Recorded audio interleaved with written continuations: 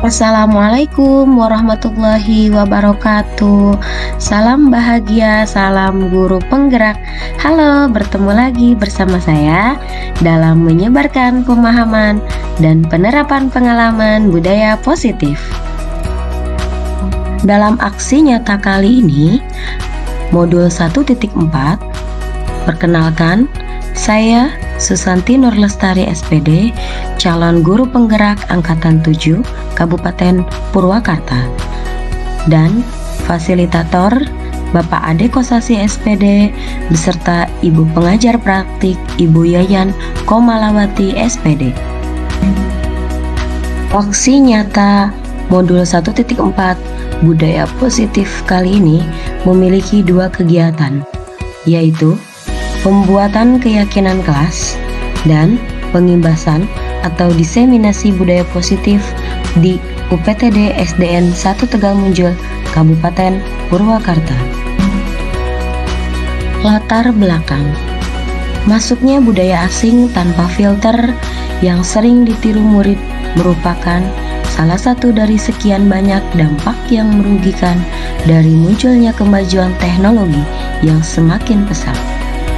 Karakter murid menjadi negatif sebagai akibat pengaruh kemajuan teknologi tersebut.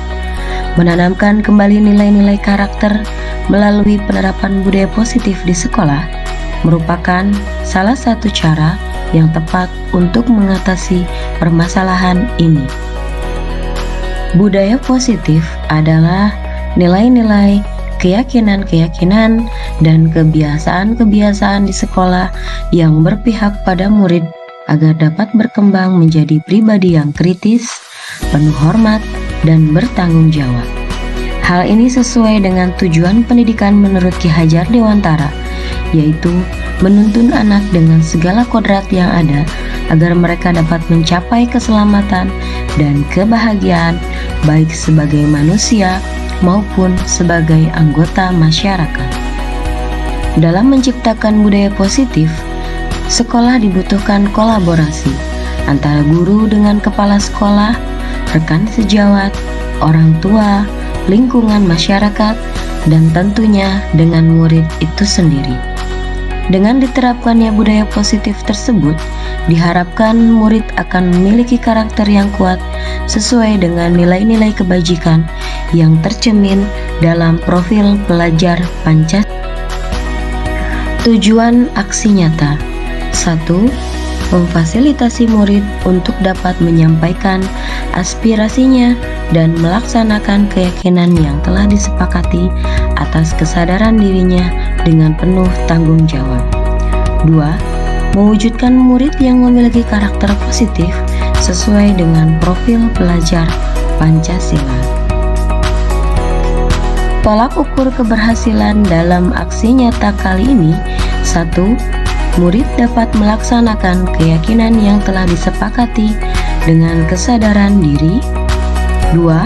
Terwujudnya pembiasaan-pembiasaan baik sehingga tercermin karakter profil pelajar Pancasila.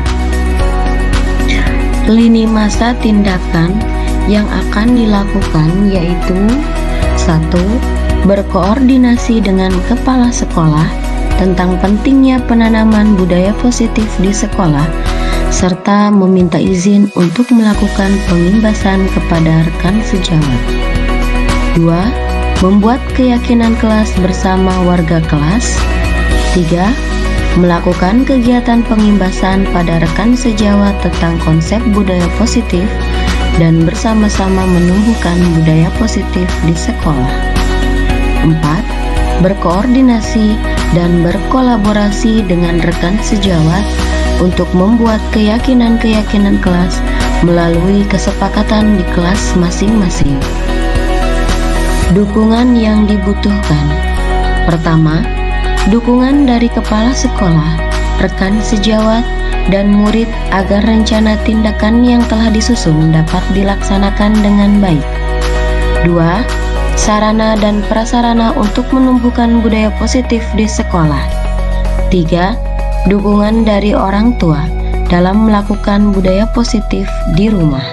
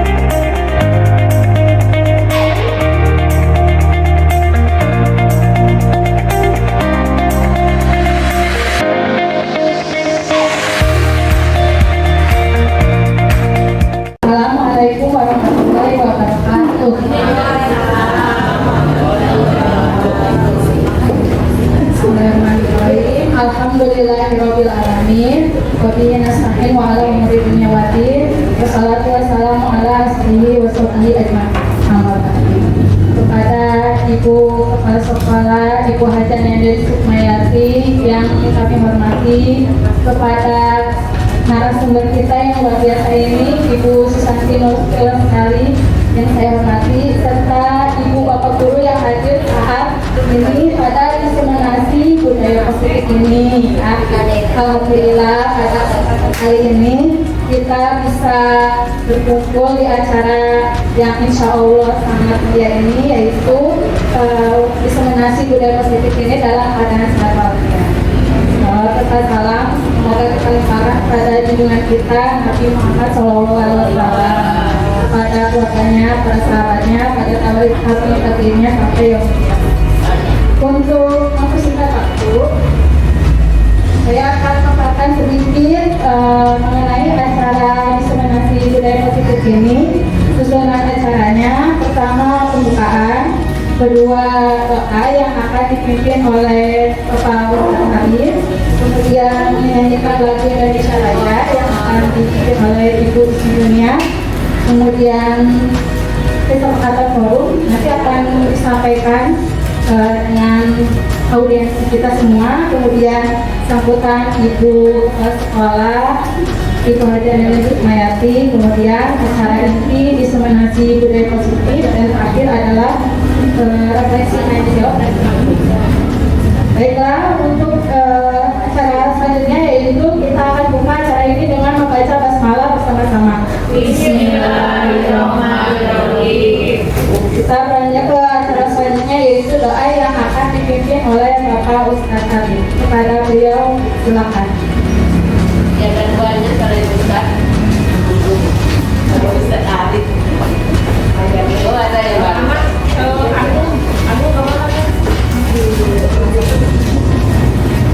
Bismillahirrahmanirrahim. Assalamualaikum warahmatullahi wabarakatuh. Marilah kita berdoa kepada Allah Subhanahu wa taala, mudah-mudahan acara pada hari ini berjalan dengan lancar dan apa yang kita cita-citakan Allah kabulkan. Allahumma shalli ala sayyidina habibina wa syafi'ina wa karimina wa maulana Muhammad wa sallim wa radiyallahu tabaraka wa ta'ala kulli sahabati Rasulillahi ajma'in. Amin ya Allah ya rabbal alamin. Bismillahirrahmanirrahim. Alhamdulillahirabbil alamin. Hamdan syakirin, hamdan na'imin, hamdan yuwafi ni'amika bi majidah. Ya Rabbana lakal hamd kal mu'adimi sultan. Allahumma ya Allah biha, ya Allah biha, ya Allah bil husnil khatimah. Allahumma ridhoka wal jannah wa na'udzu bika min sakhatika wan nar. Allahumma ighfir lana wa li walidayna anhuma kama rabbawna shighara. Rabbi habli minas salihin, Rabbi habli minas salihin. Allahumma inni as'aluka al-barakah wal mu'tiyat wal karamah wa syafa'ah wal ijabah wa salam. Allahumma salli wa sallim wa barik ala sayyidina Muhammad wa ala ali sayyidina Muhammad wa aqbini bi halalika an haramika wa arifadika amam siwa. Allahumma barik lana fi rajaba wa sya'bana wa balikna ramadana wa hasil maqasidana wa hasil maqasidana wa hasil maqasidana. Rabbana dhalamna anfusana wa illam taghfir lana wa tarhamna lanakunanna khasirin. Rabbana atina fid dunya hasanah wa fil akhirati hasanah wa qina adzabannar. Subhana rabbika rabbil izzati amma yasifun. Wassalamun alal mursalin walhamdulillahi rabbil alamin. Nas'aluka al-ijabah al-Fatihah. A'udzu billahi minasy syaithanir rajim. Bismillahirrahmanirrahim. Alhamdulillahi rabbil alamin. Ar-Rahmanir Rahim. Maliki yaumiddin. Iyyaka na'budu wa iyyaka nasta'in. Ihdinas siratal mustaqim. Siratal ladzina an'amta 'alaihim ghairil maghdubi 'alaihim waladdallin. Assalamualaikum warahmatullahi wabarakatuh.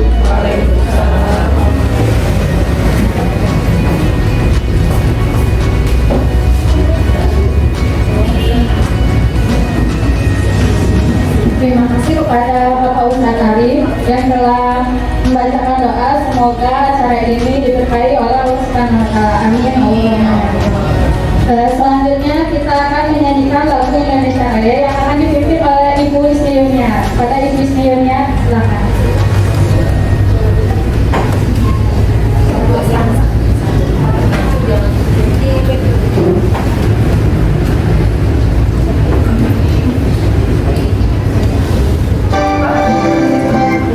Hadirin dimohon berdiri.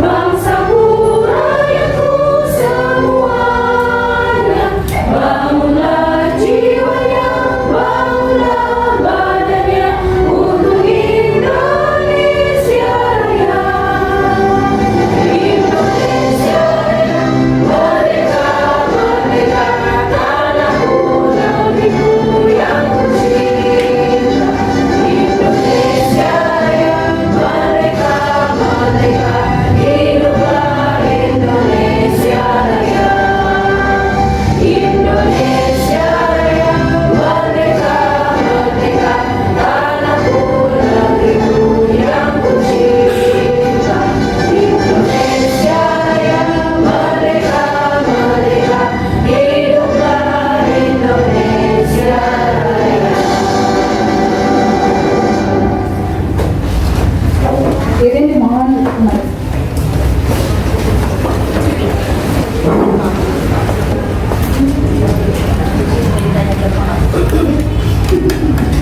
Baiklah, untuk acara selanjutnya kita sampaikan kesepakatan forum. Kesepakatan ini bersifat terbuka. Sifatnya jika misalnya ada yang mau menambahkan kesepakatan forum, lanjut aja. Untuk acara selanjutnya yaitu sambutan dari Ibu kepada Ibu Haja Nenek Sumayati. Silakan.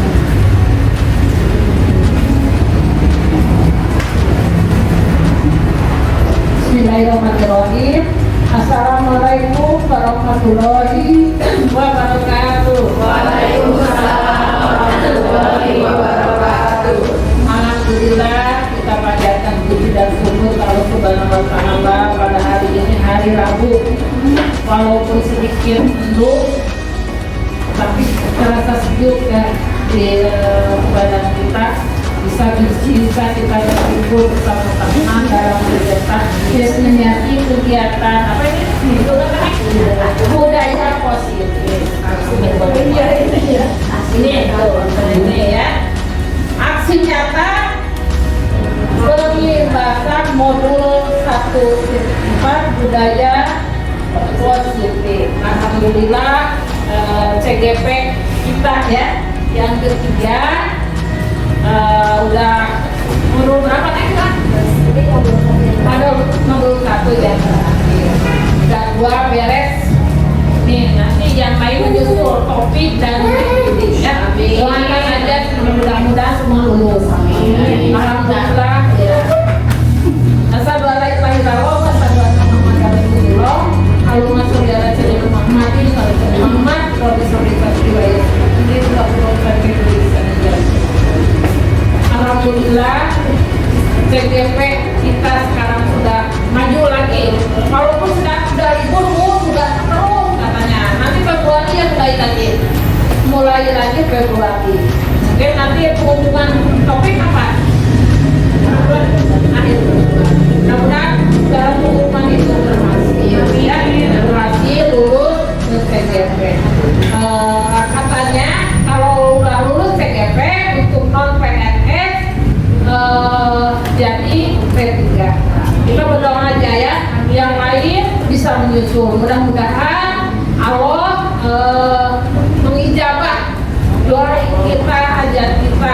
dijamah oleh Allah. Ini kegiatan ini sangat positif ya Bu. Ini materi ini sangat berguna bagi Ibu sebagai guru. Sebagai guru kita menyampaikan mata pelajaran sebagai kegiatan kita KBM di dalam kelas ini sangat berguna sekali. Bagaimana menghadapi siswa sok kapok ya, namun sudah yang ini kumaha aja nak anak kumaha cerita aja sok kesel besarnya ini mah kumaha udah kita sudah ada lulusan CGP. Nah ini yang lulusan CGP berarti harus dikembangkan lagi untuk sekolah-sekolahnya ya. Di ilmunya yang selama ini diterima, mohon disebarkan ke ibu guru yang lain supaya sekolah ini lebih berkembang lagi. Bukan untuk kelas dirinya sendiri ya. Ini supaya anak-anak kita lebih pintar dari pintar lo HPW-nya termain. Mudah-mudahan ada kita saling mendoakan, mudah-mudahan kita lebih banyak ya. Barokah disumbangkeun barokah. Itu ya, kita sangat begitu Ibu sangat mendukung sekali ini kegiatan destinasi ini. Mudah-mudahan kita semua selalu ada lindungan Allah Subhanahu wa taala dan semua guru bisa melaksanakannya karena ini adalah ilmu yang berharga sekali untuk kegiatan kita menghadapi anak-anak di dalam kelas, di luar kelas.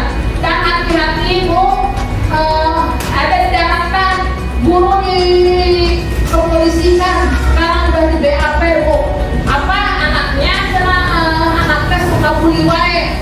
Anaknya yang dibully itu anaknya yang cacat. Udah sering kuburuna ditetem Bu gagal sapu. Ya, gagal sapu tuh. Nah, orang tuanya tidak terima, akhirnya dipolisikan. Sekarang sudah di BAP. Hati-hati kayak ibu sadayananya, ibu sanaon ibu ke orang tua, ulah sok bubuan. Percaya tapi yang malu begitulah kita menghadapi anak-anak dan orang tua. Walaupun orang ibu kalau mau nyekolah kan di sini harus percaya guru-guru kan tidak gitu. Tapi tetap kenyataannya mah sok aya wae orang tua gitunya akhirnya kan kurang guru di hukumannya kan kurang ke asa kira. Tapi hati-hati untuk semuanya. Mudah-mudahan kita selalu ada lindung Allah Subhanahu wa taala, selalu ada lancar rahmat. Ini juga TGP udah lancar, secara rehat. Ada pengumuman lurus dan sudah lancar, mudah-mudahan. Itu aja ya, terima kasih. Wassalamualaikum warahmatullahi wabarakatuh.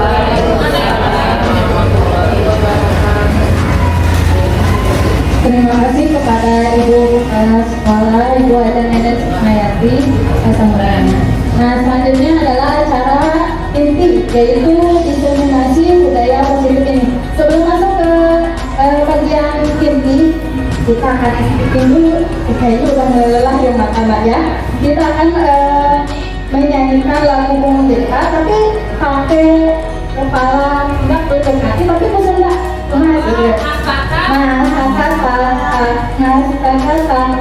Turun sampean 2 kali, terus turun sampean, terus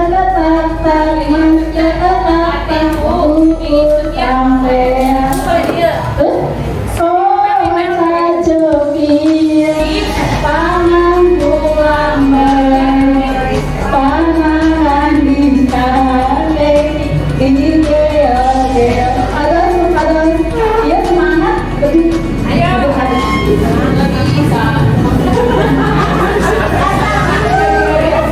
terus siapa ya 1, 2, 3 masyarakat turun sampean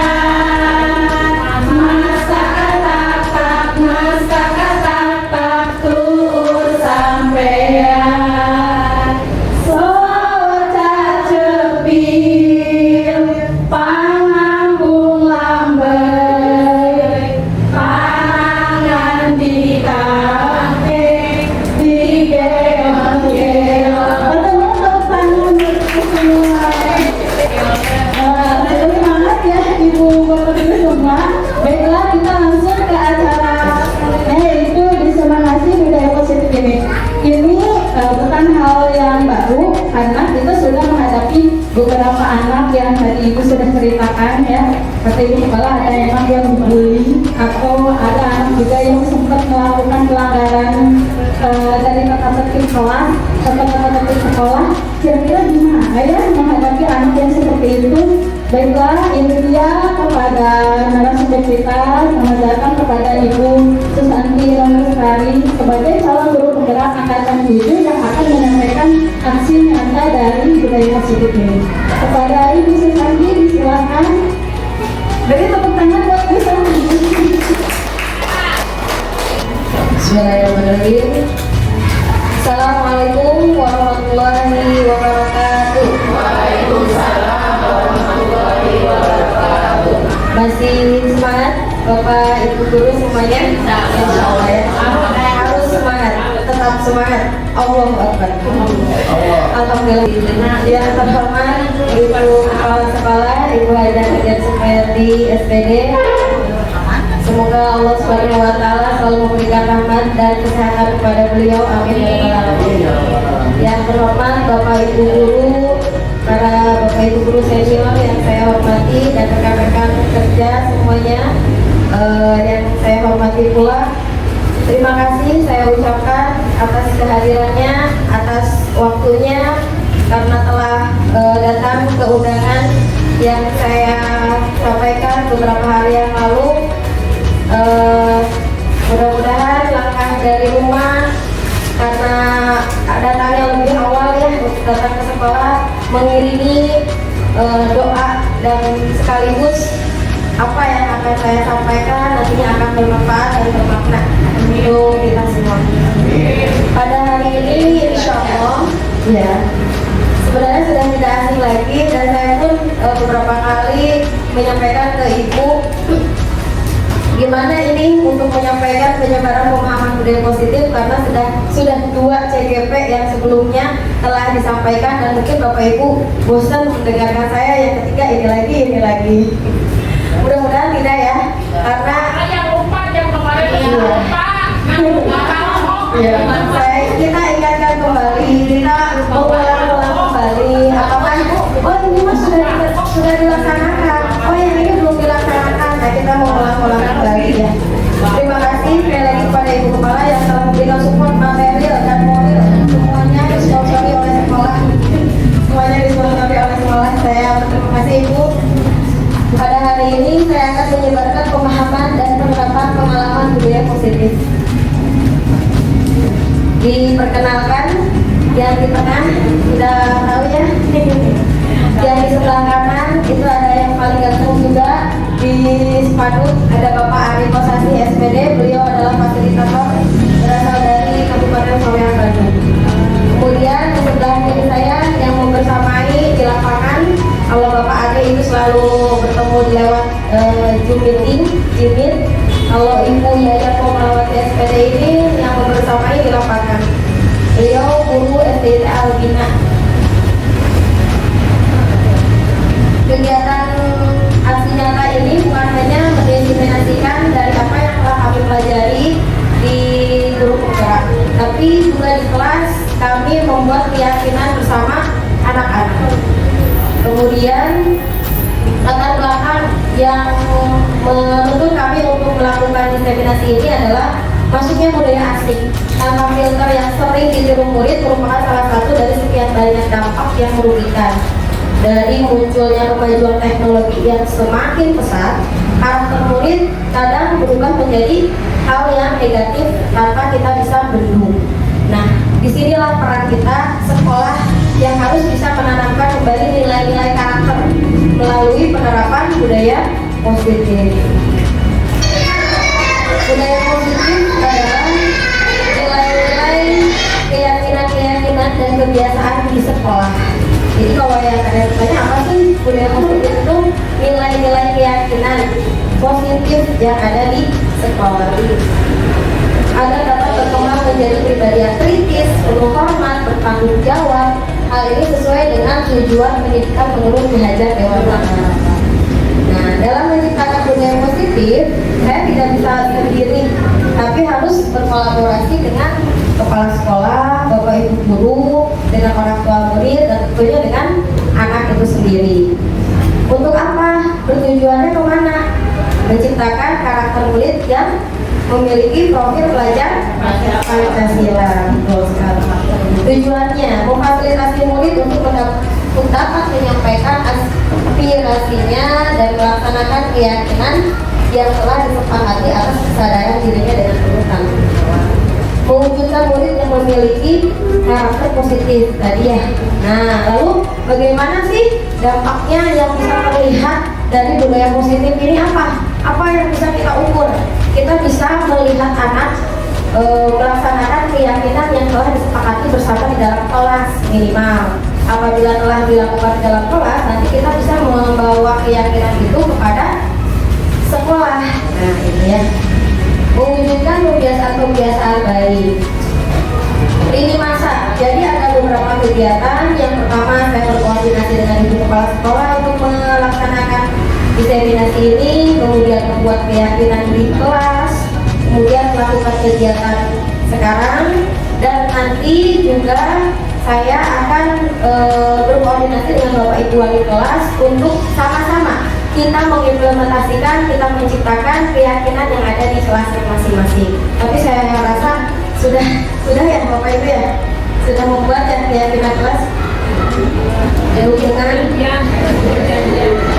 Nah ini ya, saya ingatkan kembali sedikit bahwa tujuan pendidikan menurut KHD itu siapa? Ki Hajar Dewantara ya. Ki Hajar Dewantara itu menuntun segala kodrat yang ada pada anak agar mereka dapat mencapai keselamatan dan kebahagiaan setinggi-tingginya, baik sebagai manusia maupun sebagai anggota masyarakat. Jadi tidak hanya kita mentransfer ilmu, tapi kita ini sedang membangun sebuah budaya, kita sedang membangun sebuah kelompok masyarakat yang nanti kedepannya mau jadi apa nih anak gitu. Sementara anak dilahirkan itu tidak hanya sekertas putih. Anak dilahirkan itu sudah ada sama-sama di dalam kertas. Nah, kita sebagai gurunya, kita sebagai pendidik itu hanya bisa menuntut atau menebalkan si tulisan sama-sama itu. Nah, tentunya yang sesuai dengan kodrat keadaan, kodrat apa? Zaman dan kodrat alamnya. Mesti sih. Ya. Ada senang gitu ya. Iya. Soalnya masih segar ini yang jangan nanti. Nah ini ya, filosofi KHD infografis. Filosofi KHD, jadi kita itu pendidikan diibaratkan sebagai petani. Diibaratkan sebagai petani. Petani itu ladangnya. Ladang itu sekolah. Kita itu sebagai sekolah. Nah, kita itu sebagai petani. Nah, petani itu hanya dapat menanam padi, tapi petani tidak bisa mengubah tanah, tidak bisa menghalangi datangnya hama. Petani itu hanya bisa mencegah datangnya hama dengan cara memberikan pupuk, dengan menyiramkan air. Nah, kita dengan melakukan metode-metode dan model-model yang efektif tentunya di dalam kelas. Nah, ini kemudian budaya positif di sekolah, nilai-nilai kebiasaan di sekolah yang berpihak pada murid agar dapat berkembang menjadi pribadi yang kritis tadi ya. Nah, sebelum saya lanjut ke materi selanjutnya, ini ada pernyataan. Yang pertama, hukuman dapat mendisiplinkan anak. Yang pertama itu dulu. Siapa yang setuju? Apakah Anda setuju dengan pernyataan hukuman dapat mendisiplinkan anak? Gimana? Langsung aja dikasih ke linknya yang coba siapa yang mau berpendapat? Nomor 1, hukuman dapat mendisiplinkan anak. Silakan. Bagaimana? Setuju atau tidak dan mengukakan alasannya? Udah sekarang ada dendam, apalagi karena kan diizin gitu ya, biar di HP udah semuanya diatur yang baiknya, mungkin alumnya tapi itu tidak baik. Bisa bikin hati anak itu adalah udah hubungan itu kita Iya. Tepuk tangan dulu untuk Bu Sarah. Terima kasih Bu telah memberikan pendapat. Oke.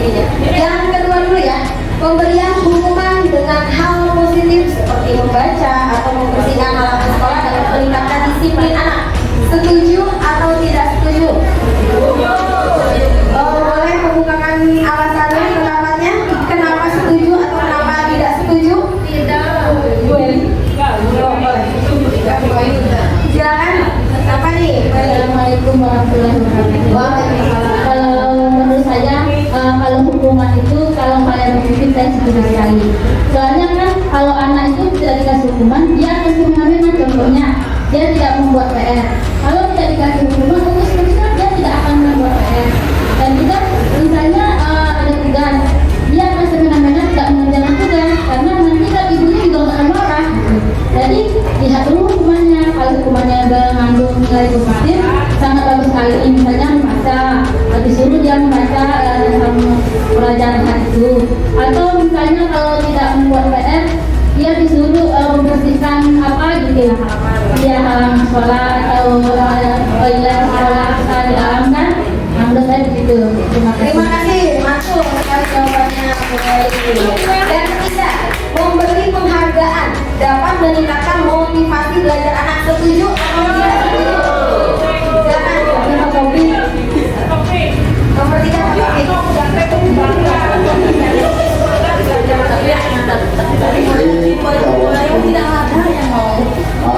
saya setuju untuk ketika pembelajaran, misalkan ada yang mendapatkan suatu penghargaan prestasi. Contoh kalau misalnya kita ketika pembelajaran olahraga, ya minimal dipanggil ke depan, diperkenalkan bahwa misalkan si A ini mempunyai prestasi misalkan dalam hal lari percepatan, itu kan banyak yang tepuk tangan sehingga ketika pembelajaran olahraga selanjutnya dia selalu semangat.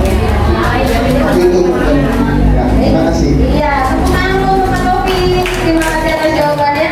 Kalau nomor 4, sudahkah kita mengetahui segitiga restitusi? Mungkin pernah mendengar ya, pernah mendengar. Nanti kita temukan jawaban dari Bapak Ibu yang tadi dalam berpendapat masih dalam posisi tidak setuju atau setujukah ya? Setelah kita cari tahu materinya.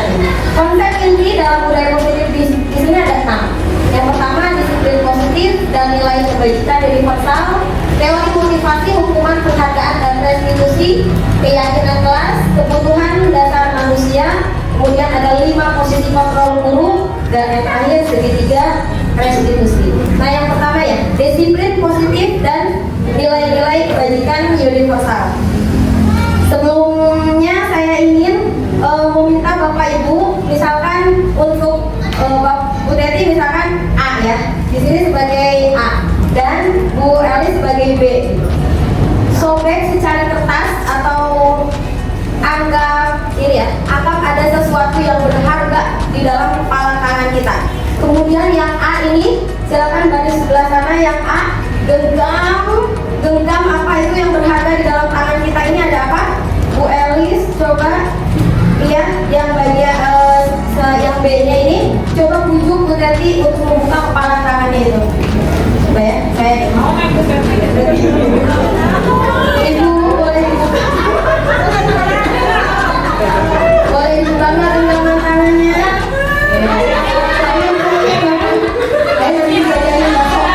Cuma mau tambah 1 jus 2.000 deh dibayarin. Ya udah pulangnya nanti nggak diangkat di pakai motor. Kan mau dibayarin bener. Serius nggak diangkat. Tepuk tangan dulu dari.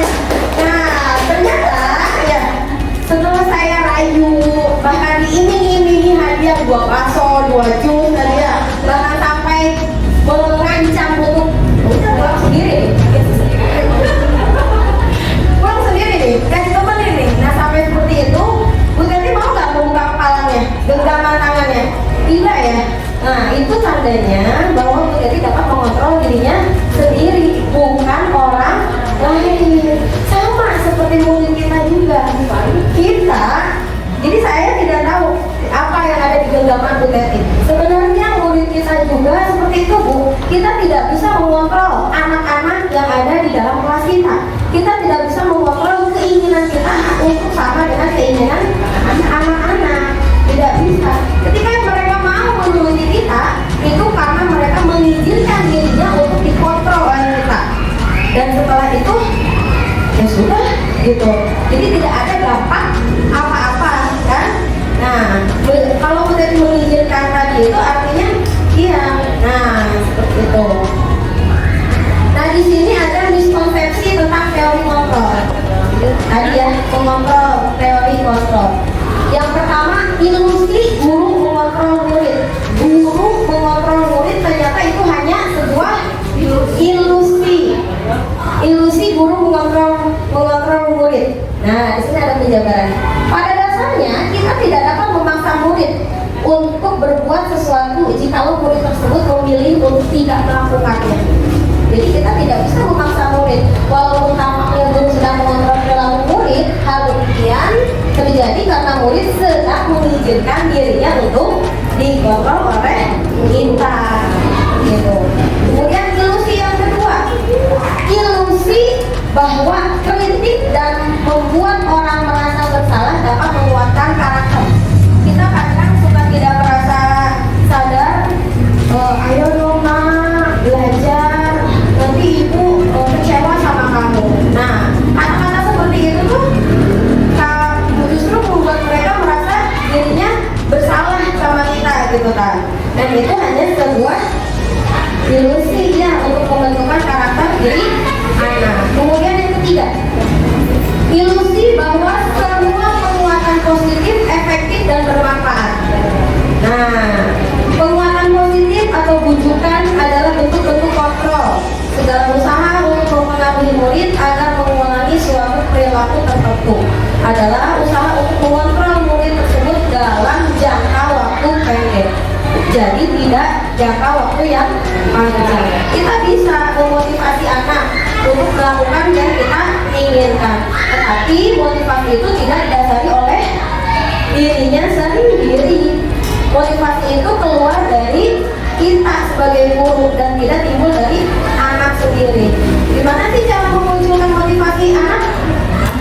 Ya, lanjut.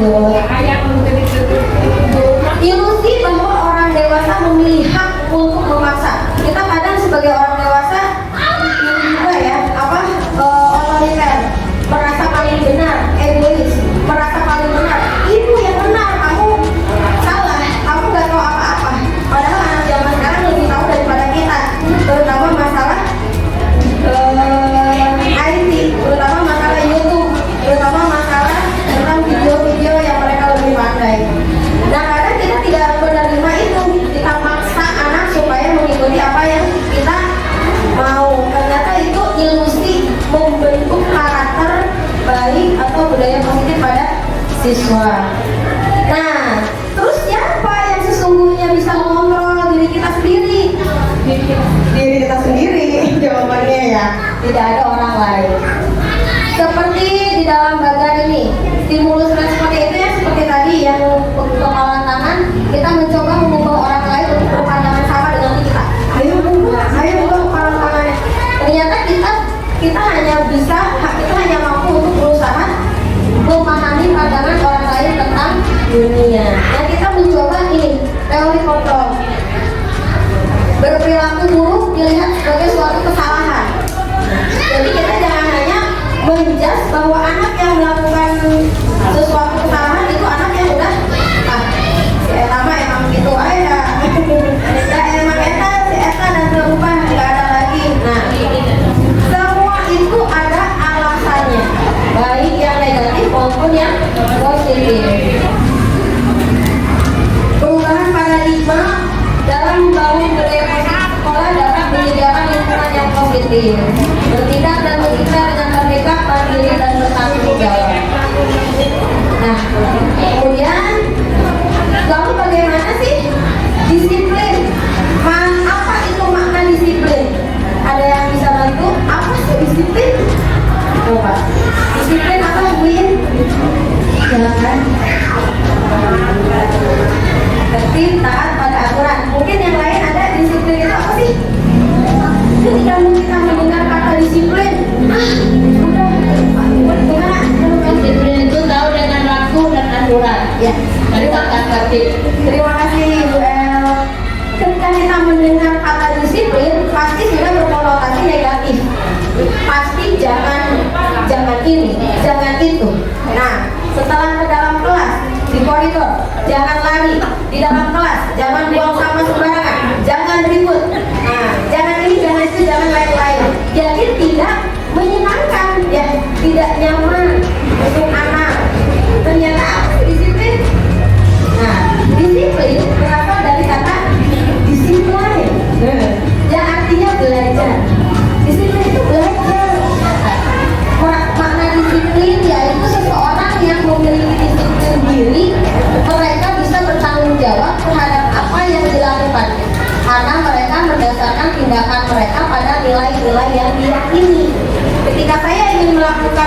gitu ya. Ketika saya ingin mentaati peraturan, saya tahu nih nilai apa yang akan saya raih. Nah, seperti itu disiplin.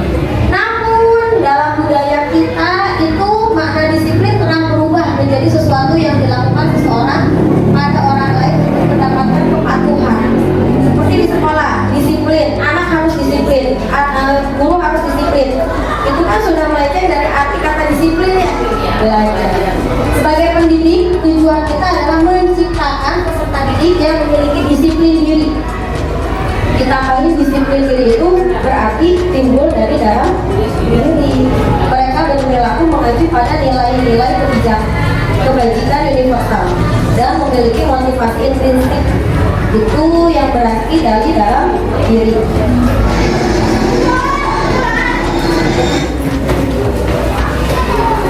Nilai-nilai kebajikan, dari tadi berbicara dengan nilai-nilai kebajikan. Disiplin diri untuk mewujudkan nilai-nilai kebajikan. Apa sih nilai-nilai kebajikan itu? Ternyata nilai-nilai kebajikan itu adalah sifat positif. Sifat positif manusia yang ingin dicapai setiap individu, disepakati bersama, lepas dari suku, bangsa, agama, bahasa maupun latar belakang. Kalau di anak-anak itu bertujuannya menciptakan karakter yang berprofil pelajar Pancasila. Masih hafal lagunya? Coba 1, 2, 3. Belajar Pancasila, beriman dan bertakwa pada Tuhan yang Esa dan berakhlak mulia, berkebinekaan global, gotong royong mandiri, kreatif dan bernalar kritis. Terima kasih. Istimewa. Nah, ini selain dari profil pelajar Pancasila, itu banyak organisasi-organisasi yang juga mencetuskan nilai-nilai kebajikan. Jadi ada toleransi, rasa hormat, tega rasa, dan lain-lain. Banyak sekali. Kita masuk ke materi yang kedua tentang teori motivasi, hukuman dan penghargaan serta restitusi. Nah, motivasi perilaku manusia. Sebelumnya saya ingin bertanya, pernah nggak sih Bapak Ibu ketika datang ke sekolah, datang duluan pagi mau dapat senyuman dari ibu kepala sekolah? Saya itu mah. Mau datang duluan supaya dapat jempol, misalkan gitu dari atasan. Pernah tidak melakukan sesuatu itu karena ingin dilihat? Nah, gitu ya. Pernah ya. Pernah kalau saya. Tapi menurut saya itu manusiawi ya. Kadang kita butuh suatu penghargaan. Nah, supaya lebih semangat. Ternyata ada ya. Ini dulu. Ada 3 motivasi perilaku manusia. Yang paling dasar adalah yang paling rendah itu untuk menghindari ketidaknyamanan atau hukuman. Nah, biasanya anak-anak kita ke sekolah datang pagi-pagi memakai seragam sekolah, memakai sepatu hitam. Itu kalau kita tanya motivasinya apa datang ke sekolah, gitu. Apakah mereka takut takut dihukum oleh guru atau mereka memang semangat untuk datang ke sekolah? Dan biasanya itu ada pertanyaan-pertanyaan di benak. Apa yang akan terjadi apabila saya tidak melakukan? Kalau saya tidak memakai sepatu, nanti ibu guru marah nggak ya? Nah, apabila saya datang terlambat, nanti ibu guru ngambek nggak ya? Nah, dihukum nggak ya? Kemudian ini ada yang tingkatan lebih tinggi sedikit, nomor 2, untuk mendapatkan imbalan dari orang lain atau dari institusi. Penghargaan tadi ya. Kalau pertanyaannya gini, apa yang akan saya dapatkan apabila saya melakukannya? Kalau saya datang terlambat, kalau saya datang lebih awal, nanti saya dapat apa ya dari ibu guru? Kalau saya melakukan hal yang baik, saya dapat pujian apa ya hari ini? Nah, itu.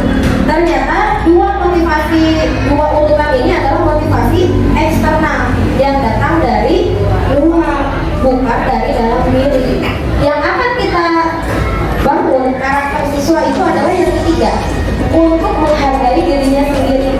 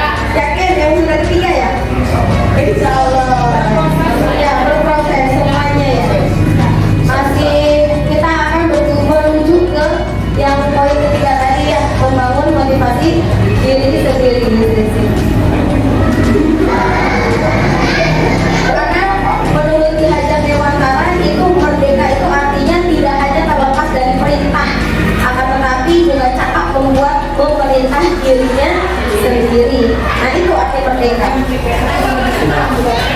Hukuman, ya, hukuman dan penghargaan. Nah, dihukum oleh penghargaan. Loh kok bisa penghargaan? Kenapa untuk hukuman dihukum oleh penghargaan?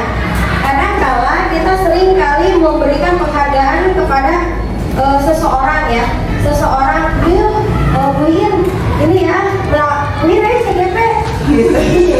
Daftar CGP nanti dapat ini segala macam gitu ya. Ya. Mungkin harus motivasi internal. Motivasinya harus dari dalam diri.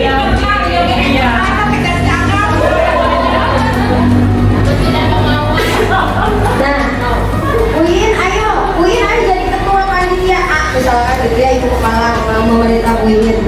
Ternyata di sana itu kalau kita berulang kali memaksa seseorang untuk melakukan hal yang mereka tidak mau dengan iming-iming penghargaan, maka kita berasumsi bahwa emang sebenarnya Bu ini tidak mampu, betul ya?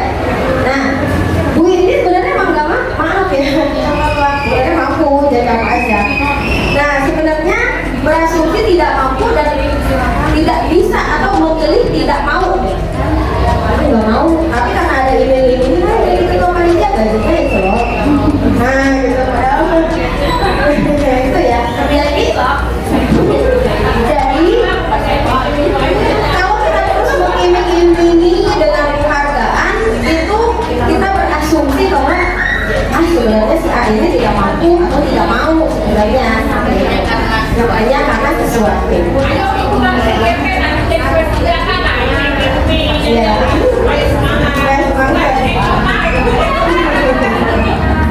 Pengaruh jangka panjang dan jangka pendek. Ternyata memberi penghargaan kepada siswa itu juga sangat efektif sebenarnya, tapi hanya dalam jangka yang pendek, tidak untuk jangka panjang. Penghargaan menghukum. Kok penghargaan bisa menghukum? Contohnya gini, kita di kelas meranking anak dari ranking 1, 2, 3 sampai terakhir. Dan ternyata menurut penelitian dari dosen itu dalam bukunya, anak yang paling merasa dihukum, terhukum, terhakim itu anak yang ranking 2, Bapak Ibu. Ternyata anak yang ranking 2 itu merasa terhakimi, terhukum oleh anak yang ranking 1, Bu. Jadi mereka merasa dibanding-bandingkan. Dan ranking 3 dihukum oleh yang ranking 2, dan ranking 4 dihukum oleh yang ranking 3. Seperti itu terus. Dan itu kita ulang-ulang sampai 1 semester ke anak-anak. Ranking 1 siapa? Kata gitu ya. Ranking 2 tanpa sadar. Alhamdulillah pada kurikulum 2013 itu sudah tidak ada sistem ranking. Sampai sekarang tidak ada sistem ranking. Penghargaan mengurangi ketepatan. Contohnya, ketika anak sedang berlomba si A dan si B, lomba puzzle, yang A diiming-imingi hadiah, tapi nanti kasih permen gitu. Yang B tidak nih. Ternyata itu dalam survei itu, yang A itu terus memikirkan hadiah itu nih permen gitu. Jadi dia fokus kepada hadiah dan menyelesaikan puzzle pun tidak selesai, tidak tepat waktu. Penghargaan tidak efektif. Ya tadi itu tidak dalam jangka waktu yang panjang. Penghargaan merusak hubungan. Ayo, aman, selamat, ranking 1, pinter. Ayo maju ke depan, jadi KM. Setiap hari kita mau pulang. Ternyata ada yang sirik, namanya ibu si Ahmad wae, gitu kan ya. Dan anak yang sirik itu bukan hanya benci ke kita, tapi juga benci ke si anak itu si Ahmad. Dan kita sudah merusak hubungan mereka ini, gitu ya, Bapak Ibu. Tidak sadar.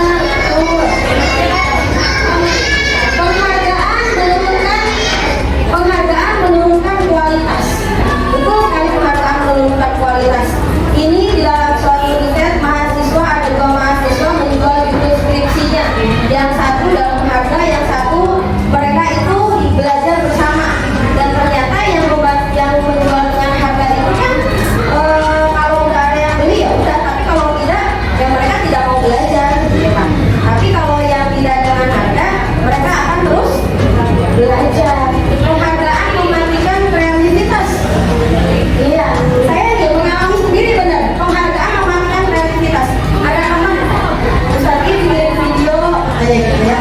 dibayar. Itu Bu, mikirnya semalaman. Aduh, pengen memberikan yang terbaik, tapi butuh. Mau bikin apa? Mau apa? Videonya yang kayak gimana? Mau berikan yang terbaik itu.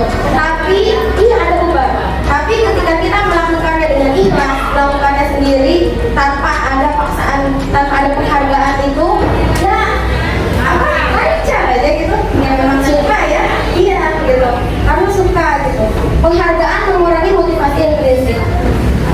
Motivasi dari dalam diri. Lalu bagaimana kita mengapresiasi seseorang, anak gitu ya, mengapresiasi anak, bagaimana caranya? Kalau tadi penghargaan aja jadi dilema gitu kan.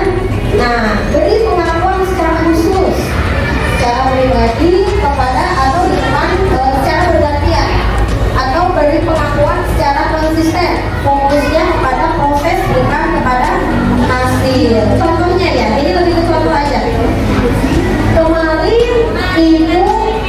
Kemarin ibu perhatikan rasa empati Ahmad besar sekali pada saat menolong teman yang sedang kesulitan. Nah, jadi kita harus sampaikan si Ahmad itu dapat penghargaan itu apa? Jadi ada timbal baliknya kepada Ahmad dan orang lain, supaya orang lain juga mencontoh karakter baik dari Ahmad itu, gitu ya. Ibu menghargai kepedulianmu pada saat kamu membantu teman-teman dalam tugas kelompok. Tangan, oh saya tidak apa-apa seperti itu. Terima kasih untuk rasa tanggung jawabmu pada saat kamu memungut sampah pada tempatnya, membuang sampah pada tempatnya. Hukuman dan konsekuensi.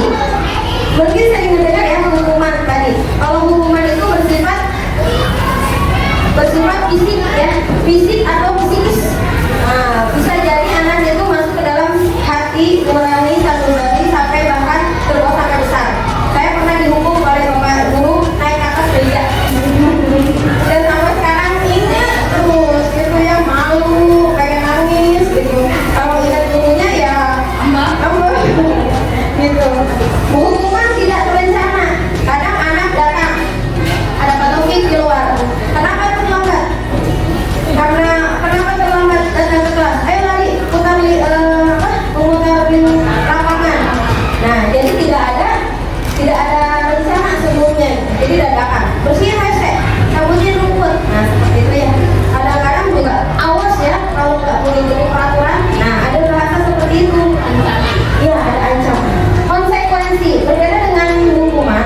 Kalau konsekuensi ini ada kesepakatan dulu bersama antara murid dan guru. Jadi guru bisa menanyakan apa konsekuensinya apabila kamu datang terlambat. Bu, iya Bu. Kalau konsekuensinya berarti saya harus menyapu lantai di sekolah, misalkan. Harus. Nah, kalau saya mencopet buku teman saya, berarti saya harus menggantinya. Nah, seperti itu. Jadi anak murid sudah tahu apa akibat, sebab dan akibatnya. Seperti itu. Nah, ini ada pertanyaan-pertanyaan nih Bapak Ibu. Nomor 1, lari mengelilingi lapangan basket 2 kali karena terlambat. Hukuman atau konsekuensi? Nah, oke, nanti ya, dikit dulu. Membersihkan coretan yang dibuatnya di meja tulis.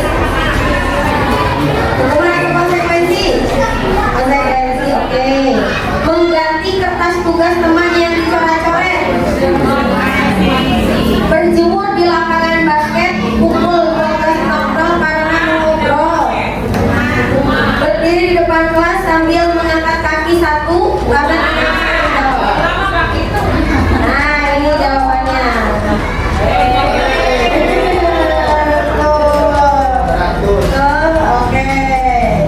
Ini ya perbedaan hukuman dan konsekuensi sudah kita pahami tadi ya. Nah, kita lanjut.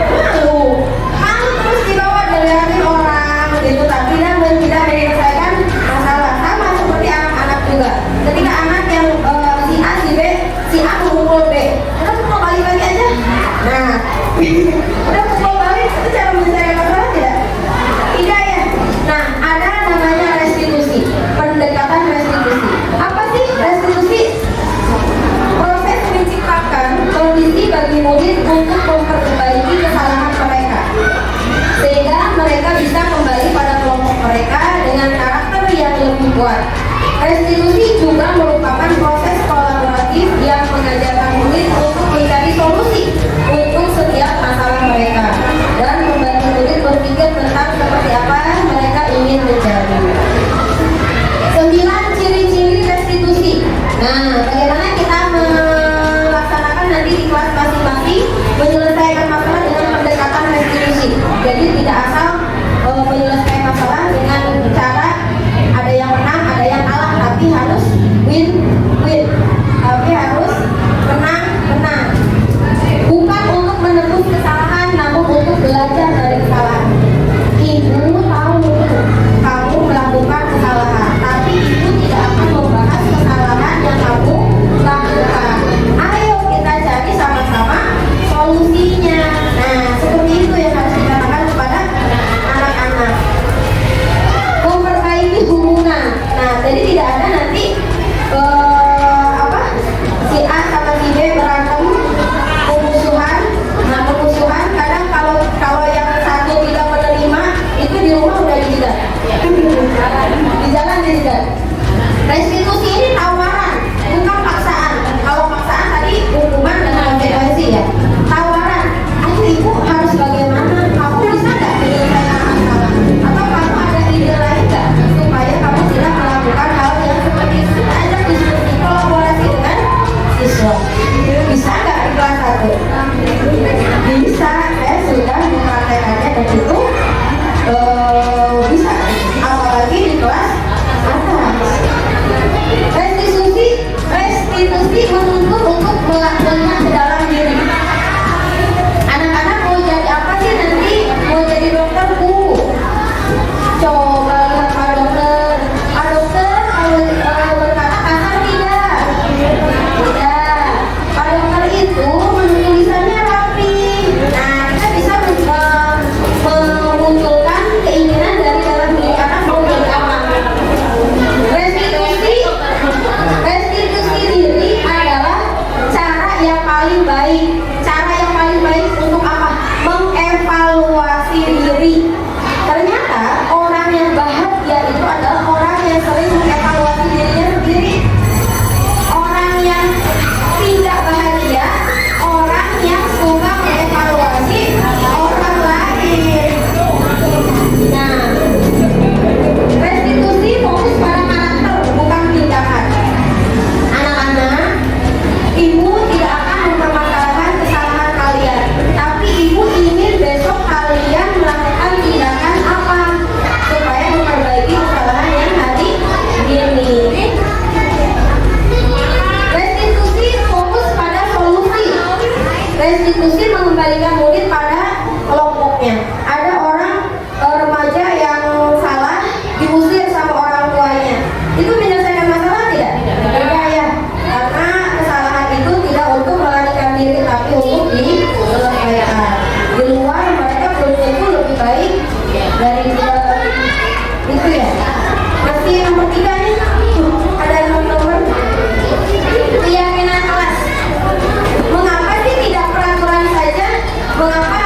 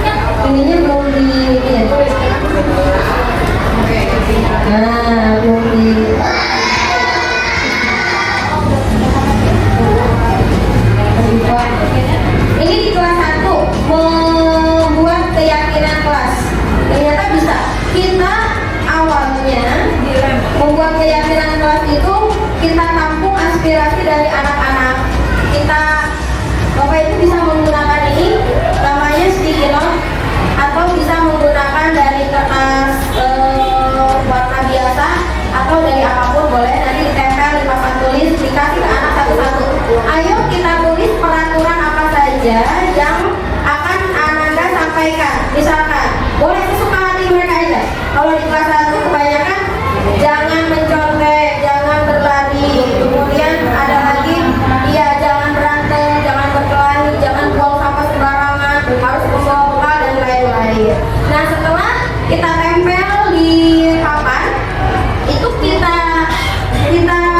rangkum, kita rumuskan ke nilai-nilai kebajikan tadi itu yang universal. Contohnya gini, jangan berkelahi di kelas. Artinya kan antara anak yang satu dengan yang lain itu saling menghargai dan menyayangi. Usahakan untuk membuat keyakinan itu kata-katanya yang positif.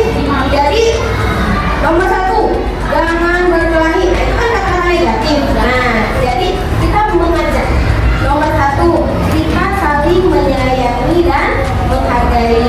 Nomor 2, kita rajin, kita menjaga kebersihan. Nah, gitu. Nomor 3, kita saling menghormati.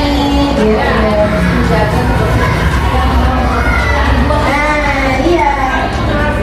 Saling menghargai. Kita saling menyayangi, menghargai dan lain-lain. Gitu ya. Nah, masuk ke yang keempat, yaitu kebutuhan dasar manusia. Ternyata tidak hanya anak-anak untuk mengetahui kebutuhan dasar manusia. Seluruh tindakan yang kita lakukan itu semua adalah usaha terbaik kita untuk mendapatkan apa yang kita inginkan. Betul atau salah? Betul ya? Apa yang kita lakukan berarti kita menginginkan sesuatu yang kita dambakan, yang kita impikan. Ketika kita mendapatkan apa yang kita inginkan, sebetulnya saat itu kita sedang memenuhi satu atau lebih dari kebutuhan dasar kita. Ada 5 kebutuhan dasar yang harus, ini tidak untuk anak kecil sebenarnya, orang dewasa pun harus dipenuhi kebutuhan dasarnya. Apabila tidak dipenuhi, ya itu tadi, ada yang marah-marah, ada yang gorengan. Yang pertama adalah survival, yaitu kebutuhan dasar bertahan hidup, seperti sandang, pangan, papan, nah itu ya. Yang kedua, cinta kasih diterima. Cinta kasih itu anak biasanya ingin merasa diperhatikan. Nah, kita juga supaya ingin diperhatiin gitu. Penguasaan itu merasa dirinya ini menguasai seluruh kelas. Nah, kemudian kebebasan, dan yang terakhir adalah kesenangan. Ibu-ibu ini juga harus dipenuhi semua. Contohnya kesenangan, senangnya belanja di mall. Nah, itu harus dipenuhi kebutuhannya oleh siapa? Oleh suami masing-masingnya. Contoh kasusnya ya, supaya lebih enak kan melihat kasus. Ibu Ria, guru kelas 6 di SD Permai, sedang bingung menghadapi ulah salah satu murid di kelas bernama Agus.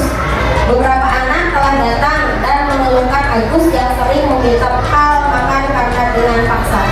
Jika Anda menghadapi situasi seperti Bu Ria, apa yang Anda lakukan? Kira-kira alasan Agus melakukan hal itu apa ya? Coba nih, guru kelas 6. Gimana nih? Guru kelas 6? Oke. Nah, lihat aja ya.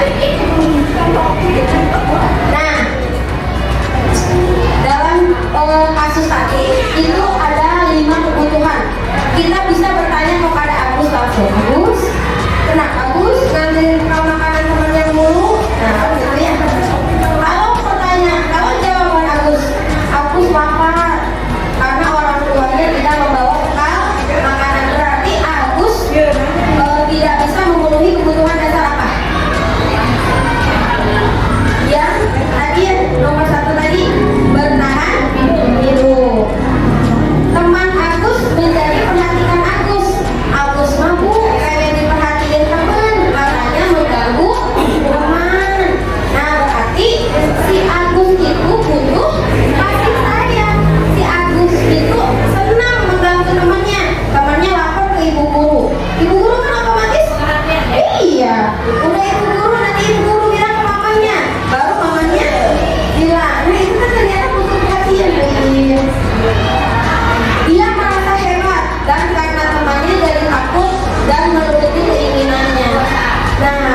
hebat sekali.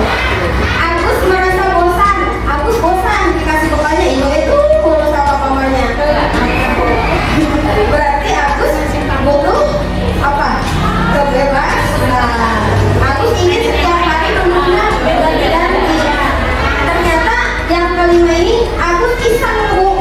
Agus senang lihat muka temennya dijailin itu merem gitu. Si Agus iseng. Nah ada yang seperti itu ternyata ya. Ternyata anak yang seperti itu hanya butuh kesenangan. Gitu. Jadi kita harus tahu nih latar belakang atau hal apa yang mendasari anak berperilaku negatif. Gitu. Jadi tidak asal anak berperilaku negatif bahwa anak itu adalah membuat masalah. Tidak ya. Yang kelima, 5 posisi kontrol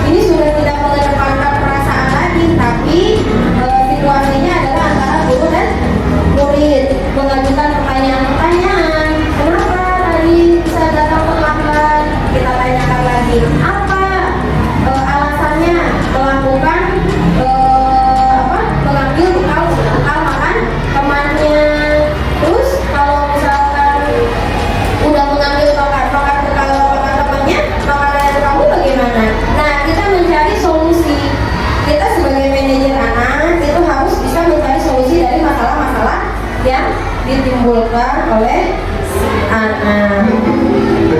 Nah, ini ada video nih. Coba tebak ini posisi kontrol apa?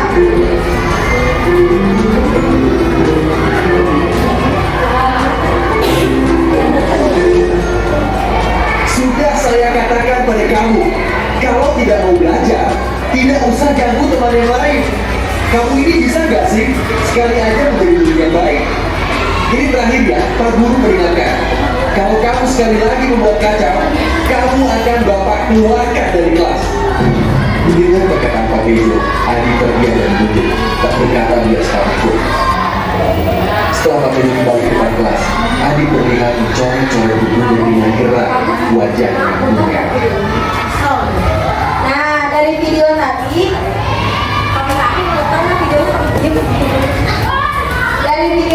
coba dari 5 posisi kontrol guru, kira-kira Pak siapa tadi? Pak Guru tadi itu Pak Tejo di posisi yang mana? Di posisi yang mana? Ya? Benar, yakin? Di posisi pembuku. Ya benar sekali, di posisi pembuku. Karena jelas sekali ya, dia marah-marah ke si siapa tadi? Ke si Agus, marah-marah dengan kata-kata yang menghati Agus ya, dan itu ada di posisi pembuku. Coba.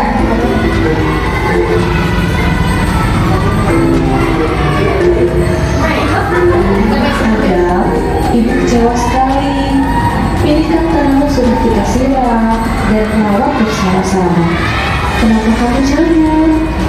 Teman-teman sudah susah-susah membawa botol. Kita menanam dari dia masih bibit kecil sekali. Sekarang kamu coba begitu saja. Ibu sedih sekali. Nah, di posisi mana? Di posisi mana? Yang kedua apa namanya? Posisi apa?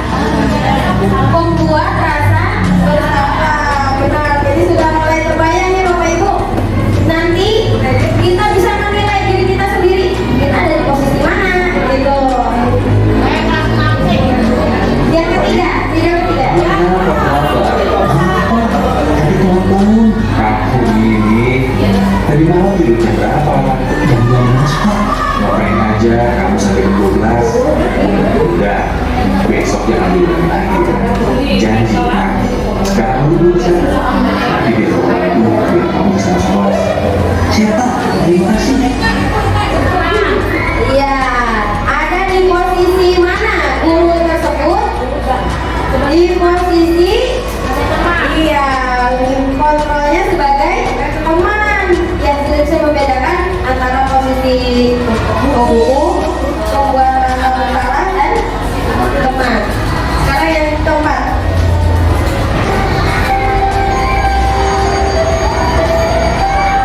Anak-anak sudah jam masuk kelas. Ayo berbaris dalam waktu 20 menit.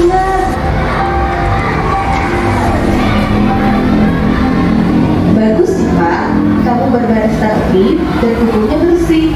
Kamu bisa dapat 3 bintang. Kenzi, bagaimana peraturan mengenai kebersihan buku? Harus bersihan. Lalu bagaimana dengan buku Kenzi? Benar. Sekarang Kenzi pergi ke papan bintang dan ambil 2 bintang Kenzi. Simpan di meja ibu. Iya. Ada di mana posisi Butian? Ada di posisi bingung. Posisi Butian ada di posisi mana Bu Eli? Iya benar. Posisi Butian tadi ada di posisi pemantau. Jadi Butian berdasarkan data. Kalau anak yang rajin tempelin bintang 1, 1, 1. Kalau tidak rajin 4 ini. Ya. Yang terakhir. Kalian tersebut sudah mandiri bacaan untuk halaman 2021. Kamu pasti punya alasan mereka buat kertas ke teman-teman kamu saat belajar. Lagi, selesai pembelajaran, kita mundur ya. Bapak ingin dengar apa yang membuat kamu lakukan itu. Baik Pak. Adi, bisa kasih tahu Bapak alasan kamu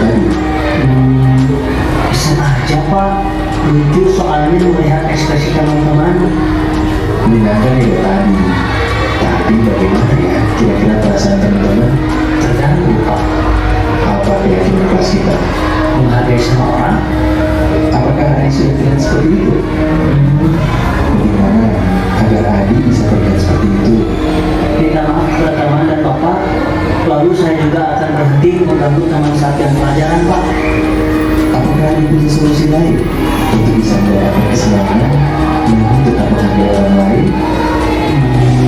Bermain bersama teman saat jam istirahat atau jeda antara pelajaran.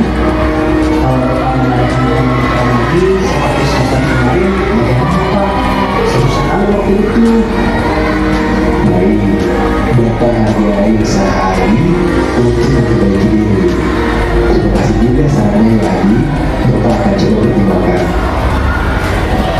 Nah, kira-kira dari video yang lain tadi, Pak Guru tadi masuk ke posisi kontrol mana? Iya, manajernya. Semuanya yang tadi itu restitusinya semuanya dicontohkan tadi oleh Pak Guru tadi. Mulai dari menanyakan alasan. Tadi dari masalah Adi tadi yang mencari solusi siapa? Adinya sendiri. Yang membicarakan masalah siapa? Adinya sendiri. Kita hanya membantu mencari masalah, mencari solusi dari masalah Adi. Gitu ya. Jadi ketika Adi sudah meyakini dirinya sendiri bahwa dia bisa untuk tidak mengganggu temannya, maka hal itu yang harus kita munculkan. Segitiga restitusi. Kalau tadi restitusinya sendiri adalah suatu pendekatan, nah ini adalah cara untuk menyelesaikan masalah dari anak-anak yang memang memiliki ini ya, yang tadi itu ya, segitiga restitusi. Nah seperti ini bentuk segitiga restitusinya. Yang pertama itu di dasar ada menstabilkan identitas. Sebelah kiri ada validasi tindakan yang salah. Kemudian yang terakhir menanyakan keyakinan. Kita bahas satu-satu. Restitusi adalah proses menciptakan kondisi bagi murid untuk memperbaiki kesalahan mereka dengan cara melalui tiga cara segitiga tadi itu. Nah yang pertama adalah menstabilkan identitas, validasi tindakan yang salah, validasi tindakan.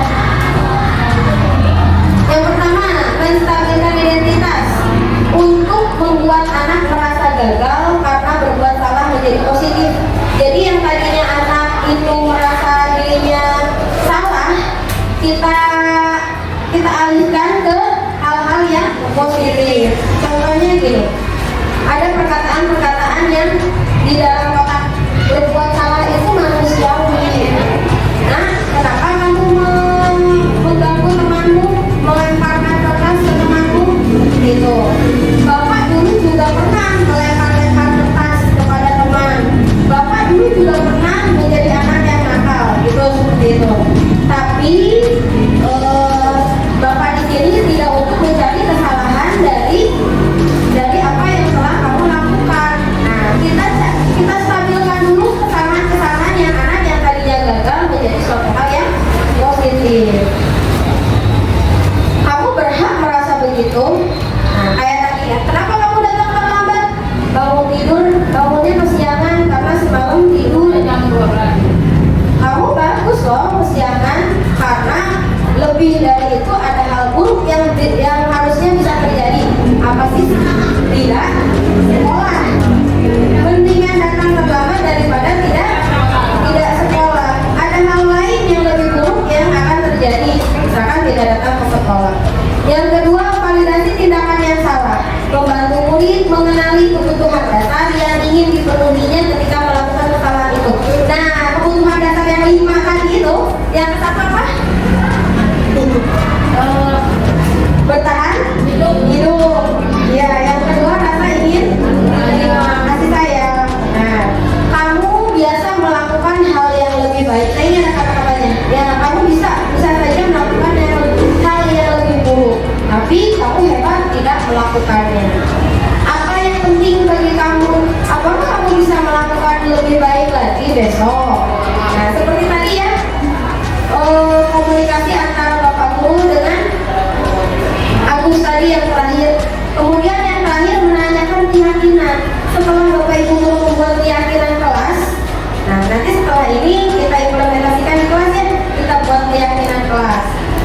keyakinan kelas, maka kita akan lebih mudah untuk menggunakan restitusi.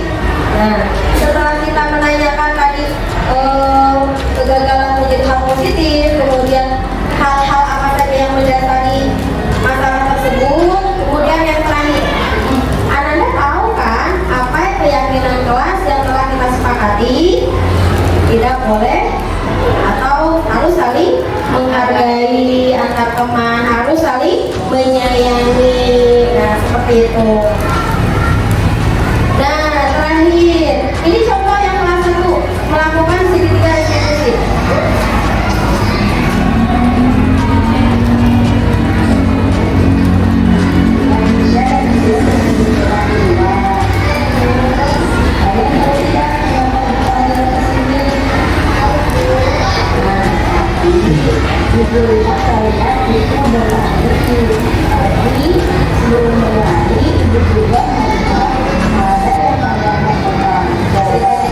Ini Radisha dan Asila membuang sampah sembarangan.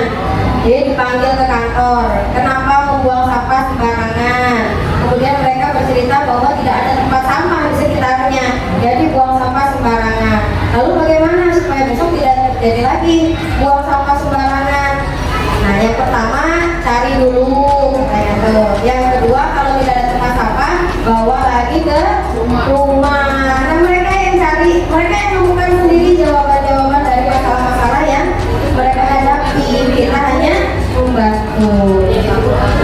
Ya, betul. Kita telah berada di penghujung acara, di penghujung materi. Untuk merefleksi, silakan jawab pertanyaannya. Hal baru apa yang mengubah paradigma Bapak Ibu, dan kemudian apa yang Bapak Ibu dapatkan dari materi kali ini? Silakan.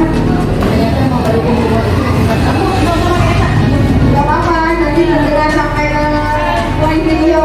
Nanti ada hadiahnya. Ada surprise-nya. Cuma jawab pertanyaan, hal baru apa yang mengubah Bapak Ibu setelah kita melaksanakan diseminasi hari ini. Seperti itu. Silakan. Gak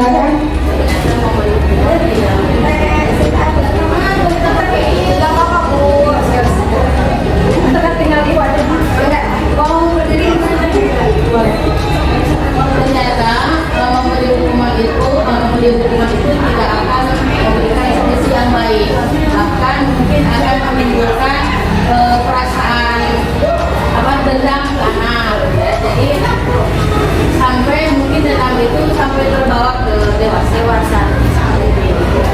Jadi dari diseminasi yang saya sampaikan ini mengubah pandangan Ibu dalam memberi hukuman konsekuensi. Ya, jadi tidak hanya harus hukuman apa saja yang istilahnya membuat anak itu bergerak, tapi membuat anak itu mencari sedikit membuat anak itu tahu bagaimana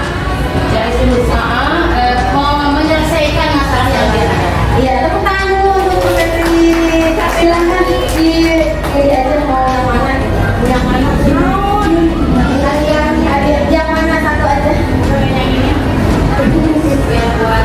Mungkin dari yang lain Bapak Ibu masih ada 1, 2, 3, 4 lagi. Ada yang mau menyampaikan dirinya? Perasaannya? Yang kedua aja ya. Perasaan apa yang muncul selama mengikuti diseminasi ini, khususnya mengenai makna disiplin dan motivasi intrinsik. Jadi perasaannya bagaimana? Oh, Bu Eli Bu Sinta. Silakan Bu Eli, perasaannya bagaimana? Terima kasih atas waktunya.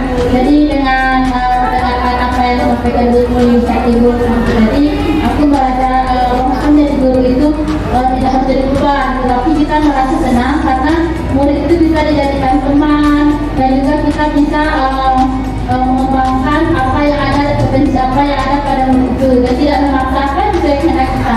Begitu menurut saya. Iya, terima kasih Bu Eli. Silakan dipilih hadiahnya satu.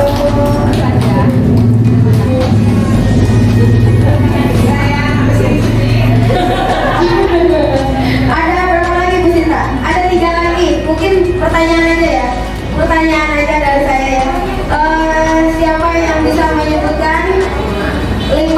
kebutuhan dasar manusia, atau dua saja deh, dua kebutuhan dasar manusia. Apa lagi?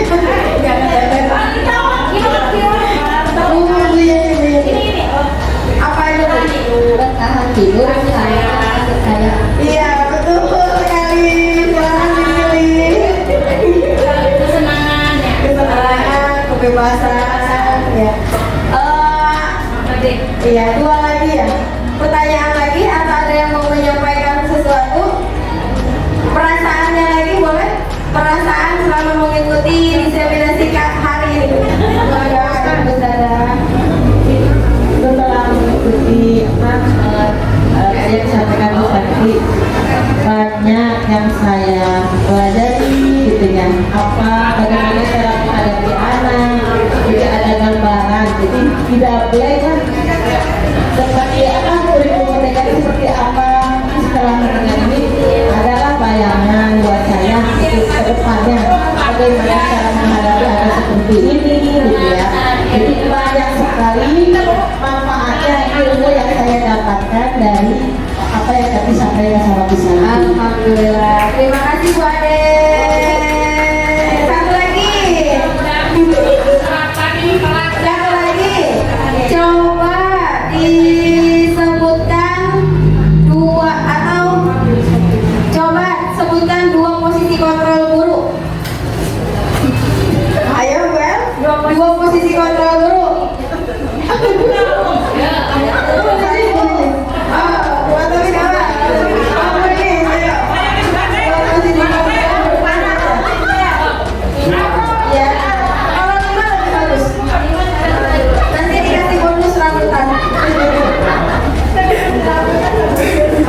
Yang pertama, guru sebagai teman. Jadi jika ada masalah, berbicara layaknya teman, tidak terlalu tinggi, jadi si anaknya lebih nyaman, lebih terbuka. Itu yang pertama. Yang kedua, sebagai pemantau. Jadi ketika dalam suatu pembelajaran kita memberikan reward, misalkan apa ujian atau misalkan bintang gitu. Jadi kita memberikan ketika anak itu mendapatkan suatu penghargaan, kita memberikan secara langsung. Tetapi ketika anak itu tidak mengikuti atau tidak memaksimalkan atas perintah yang kita berikan, nah konsekuensinya itu penghargaannya itu dikurangi gitu, sehingga kedepannya bisa diperbaiki kembali. Ya, terima kasih Pak Taufik. Betul ya, itu kata orang Taufik buat PT-nya aja ya. Ya, sama-sama. Terima kasih Bapak Ibu Guru atas partisipasinya, atas semangatnya sampai siang hari ini. Salam dan bahagia, guru bergerak Indonesia maju.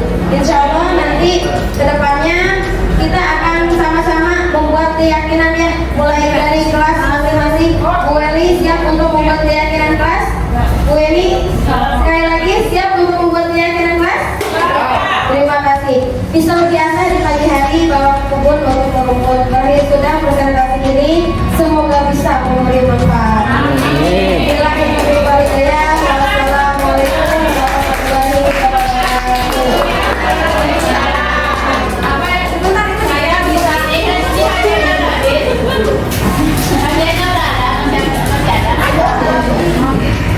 Terima kasih kepada guru kita hari ini sampai siang hari ini, dan kepada Bapak Ibu guru yang tetap hadir dan semangat sampai siang hari ini.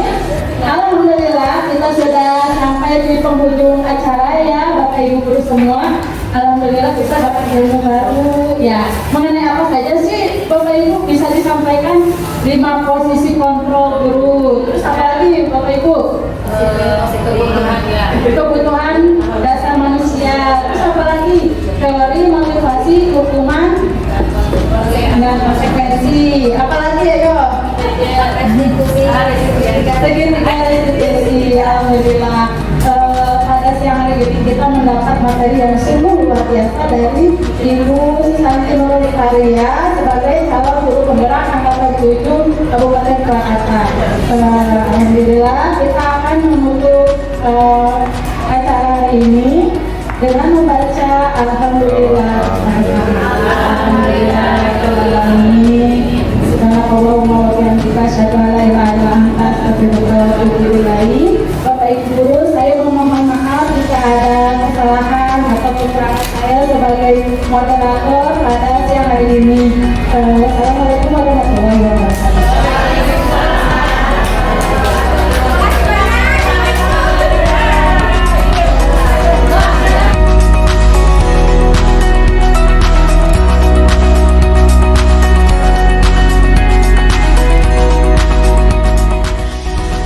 Assalamualaikum warahmatullahi wabarakatuh.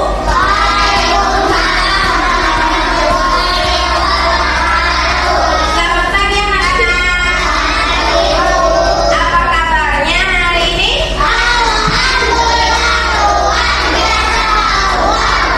Semangat sekali datang ke sekolah.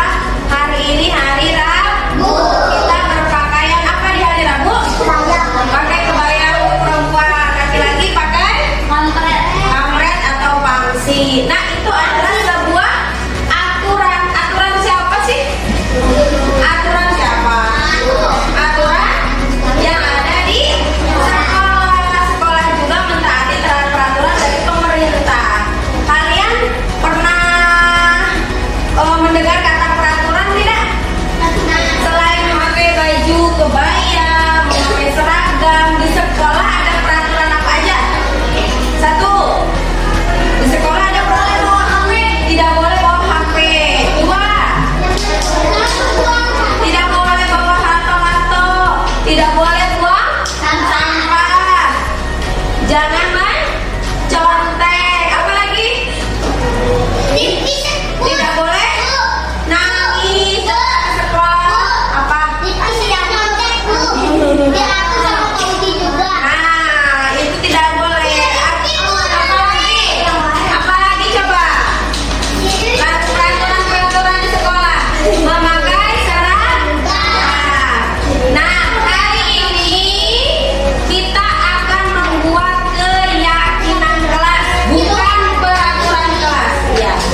Apa sih keyakinan kelasnya? Kalau peraturan itu yang membuat sekolah, tapi kalau keyakinan itu kita yang membuat. Kalian anak-anak dan juga ibu.